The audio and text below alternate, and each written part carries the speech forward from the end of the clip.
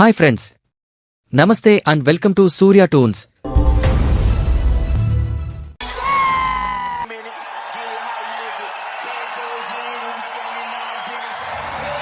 आपका यह प्यार ये मेरा बहुत बड़ा सौभाग्य है।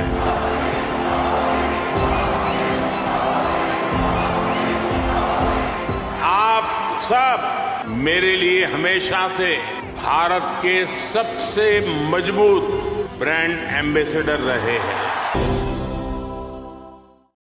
We are proud of our Prime Minister's personal character. మామూలుగా మనం ఇష్టపడే రాజకీయ నాయకుడిని మెచ్చుకోవడం, వ్యక్తిగతంగా ఏవైనా లోపాలున్నా ఇగ్నోర్ చేసి అభిమానించడం సహజం. ఇంకా ఎంత అరాచక జఫ్ఫానైనా గుడ్డిగా ఫాలో అయ్యే గొర్రె బ్యాచ్ కూడా వేరే ఉంటారు. వారిని పక్కన పెడితే తెల్లారి లేచింది మొదలు పాచి నోటితో పనిగట్టుకుని మోడీని విమర్శించే బీజేపీ బద్ధ శత్రువులైన కమ్యూనిస్టులు కూడా మోడీని మెచ్చుకుంటే మోడీ అభిమానులకి ఆ కిక్కే వేరబ్బా. అంతేగా అంతేగా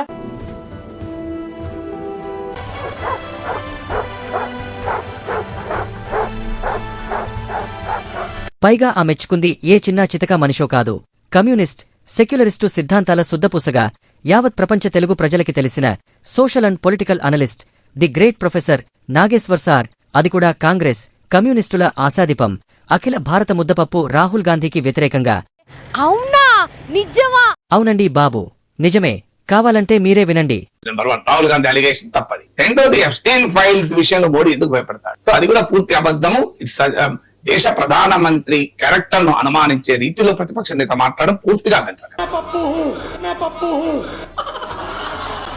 ఇక అసలు సంగతేంటంటే, అమెరికాకు చెందిన జెఫ్రీ ఎప్స్టీన్ అనే ఒక అతి తెలివి జఫ్ఫాగాడు ఫైనాన్షియల్ బ్రోకర్గా అవతారమెత్తి మసాజ్ పేరుతో మైనర్ బాలికలను ట్రాప్ చేసి తను వాడుకోవడమే కాకుండా వాడి క్లయింట్స్కి కూడా తార్చే సాయిద్దందా మొదలెట్టాడు. దానికోసం సముద్ర మధ్యలో ప్రత్యేకంగా ఒక దీవిని కూడా కొనేసి అమ్మాయిల్ని బంధించి లగ్జరీ లాడ్జింగ్స్లో గుట్టుగా విస్తరించాడు. అలా తన అక్రమ పైశాచిక సెక్స్ సామ్రాజ్యంలోకి అమెరికా ప్రెసిడెంట్స్ నుంచి ఇంటర్నేషనల్ సెలబ్రిటీల దాకా మగ తీటగాళ్లందర్నీ ట్రాప్ చేసి వారి పర్వర్టెడ్ సెక్స్ సీన్లని సీక్రెట్ కెమెరాస్తో వీడియోలు తీసి బ్లాక్ మెయిలింగ్ మొదలెట్టాడు. అలా కొన్నాళ్లకి వాడి పాపాలు బయటపడి పోలీసులు అరెస్ట్ చేసి బొక్కలో వేశారు. మరి లోపలేశాక తమ గుట్టు ఎక్కడ బయటపెడతాడో అని లేపేశారో ఏమో కాని జైల్లోనే అనుమానాస్పదంగా చచ్చాడు. దాని తర్వాత కొన్నాళ్లకు ఆ కేసు దర్యాప్తులో భాగంగా సేకరించిన వాడి పర్సనల్ మెయిల్స్ డేటా, అందులో ఉన్న ప్రపంచ ప్రముఖుల పేర్లు బయటపెట్టింది అమెరికా కోర్టు. అందులో మన మోడీ, రాహుల్ పేర్లు కూడా ఉన్నా రాహుల్ గాంధీ తన పేరుని ప్రస్తావించకుండా మోడీని మాత్రం బద్నాం చేయడానికి రెడీ అయిపోయాడు. ఏ ఆధారము లేకుండా భారతదేశ ప్రధానమంత్రిని ఓ పనికిమాలిన సెక్స్ స్కాండల్ లో లాగడబెట్టి అసలు ఆశ్చర్యంగా ఉంది.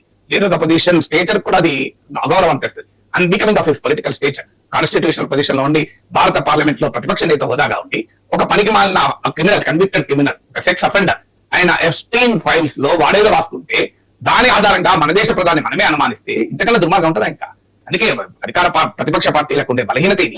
సబ్స్టాన్షియల్ ఇష్యూస్ ను వదిలేసి పనికిమాలిన అంశాలపై మాట్లాడి ఉన్న గౌరవాన్ని పోగొట్టుకుంటారు. సో ప్రైమ్ మినిస్టర్ మోడీని వ్యక్తిగతంగా అవమానించే రీతిలో ప్రతిపక్షాలు ఎప్పుడు మాట్లాడినా భారత ప్రజలు శిక్షించారు, అది మర్చిపోదు. Unfortunately opposition fails to learn. అందులో కాంగ్రెస్ పార్టీ రాహుల్ గాంధీ అయితే జీవితంలో నేర్చుకోవడానికి సిద్ధంగా లేదు. సో ఈ తప్పు పుష్కరంగా చేస్తున్న ఈవెన్ బిఫోర్ 2014 నుంచి ప్రతిసారి భారత ప్రజలు తిరస్కరిస్తారు.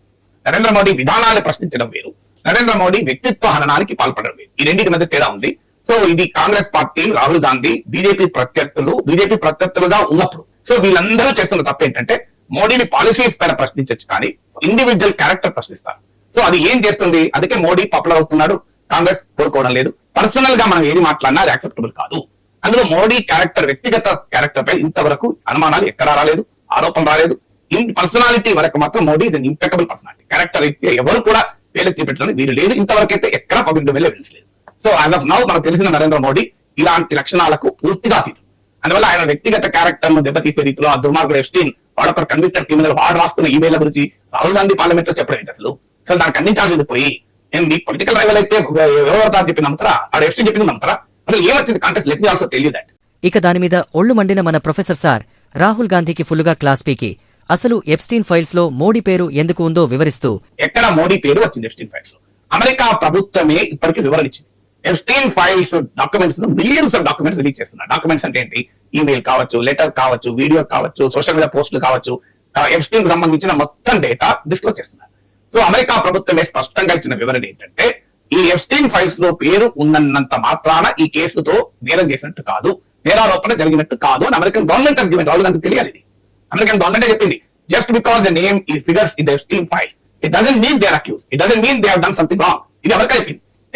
ఎప్స్టీన్ అనే ఒక సెక్స్ స్కాండల్ లో నిందితుడుగా ఉన్న తర్వాతలో నిందితుడుగా ఉండి జైల్లో ఆ అనుమానాస్పద స్థితిలో మరణించినటువంటి ఎప్స్టీన్ 2017 జూలైలో ఖతార్ లో ఒక ఫ్రెండ్ కు ఇచ్చిన ఈమెయిల్ లో నరేంద్ర మోడీ పేరు ప్రస్తావించాడు. ఏమని ప్రస్తావించారు నరేంద్ర మోడీ పేరు?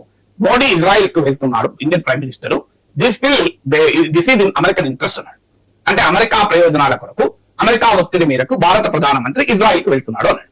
ఒకవేళ ఇది నిజమైతే ఇది పొలిటికల్ క్వశ్చన్ కదా, ఇందులో పర్సనల్ క్వశ్చన్ ఎక్కడ ఉంది? And who is Epstein to make such a comment? Indian foreign policy పైన ఎప్స్టీన్ ఏమైనా ఎక్స్పర్టా? ఇది డిప్లొమాటిక్ ఎక్స్పర్టా? సో వాట్ ఈస్ ఒక స్టాండ్ అయ్యి దానిపైన కామెంట్ చేసేటప్పుడు అంటే అమెరికా ప్రయోజనాల కొరకే ప్రధానమంత్రి మోడీ ఇజ్రాయెల్ వెళ్ళాడా వెళ్ళలేదా అనేది అసలు డిబేట్ వేరే డిబేట్. ఆ డిబేట్ లో కూడా Epstein is not the right person to comment. అయినా ఒకవేళ చేశాడు, అలా పర్సన్ ఏముంది? ఎప్స్టీన్ సెక్స్ స్కాండల్ సంబంధం ఏంటి? ఎందుకు రాహుల్ గాంధీ మోడీ పేరు తీయాలి? ఇక్కడ మోడీ ఇన్వాల్వ్ కాదు కదా. సో అందువల్ల అసలు మోడీ పేరు ఏ కాంటెక్స్ట్ లో వచ్చింది అనేది లేకుండా ఒక దేశ పార్లమెంట్ లో ప్రతిపక్ష నేత ఒక దేశ ప్రధాని పైన నిరాధారమైన వ్యక్తిగత అంశాలు పట్టుకొచ్చడం అనేది absolutely should be dismissed all the contempt results. దాంట్లో భిన్నాభిప్రాయం లేదు. కానీ that doesn't mean Modi personal character ను క్వశ్చన్ చేయదు. We are proud of our prime minister personal character, we are proud of our prime minister personal character. దాంట్లో ఏం భిన్నాభిప్రాయం లేదు. మోడీ సుదీర్ఘ రాజకీయ చరిత్రలో తన క్యారెక్టర్ని ఎలా కాపాడుకుంటూ వచ్చారో పొగుడుతూ చెప్పిన మాటలకు మోడీ బీజేపీ అభిమానులు పిచ్చ హ్యాపీగా ఫీలవుతుంటే సందు దొరికితే చాలు మోడీ ప్రతిష్టని దిగజార్చాలని చూసే సాటి కమ్యూనిస్ట్ కామ్రేడ్స్ మాత్రం మోడీని భయంకరంగా భంబోడ జంబ చేసే మంచి ఛాన్స్ చెడగొట్టాడని లోపల్లోపల కడుపు మంటతో కుతకుతలాడిపోతున్నారు. సో భారతీయ ప్రపంచంలో మనం చూసాం, America president Bill Clinton sex scandal ఇరుక్కున్నాడు, డొనాల్డ్ ట్రంప్ జనతల పేరు వచ్చింది, అమెరికన్ కోర్టులోనే ఉన్నాయి కదా కేసులు. సో దీని ఆల్ పీపుల్ ప్రపంచంలో చాలా మంది ఉన్నత పదవుల్లో ఉన్న వారి వ్యక్తిగత జీవితాలు చూస్తే అసహ్యస్తుంది. నరేంద్ర మోడీ వ్యక్తిగత జీవితం చూస్తే గర్వపడతాం కదా. సో ఆయన వ్యక్తిగత జీవితం ఒక నిరుపేద కుటుంబంలో పుట్టి దేశ ప్రధానిగా మారి స్వీయ క్రమశిక్షణతో ఈ స్థాయికి వచ్చాడు కదా. ఇంతవరకు ఆయన జీవితానికి సంబంధించిన పర్సనల్ లైఫ్ మీద ఏదైనా ఒక్కటైనా వివాదం జరిగిందా?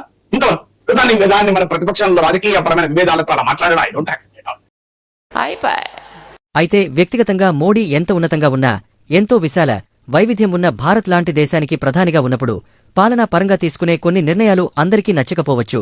వాటిని మాత్రమే పాయింట్ అవుట్ చేసి విమర్శించడంలో తప్పులేదు.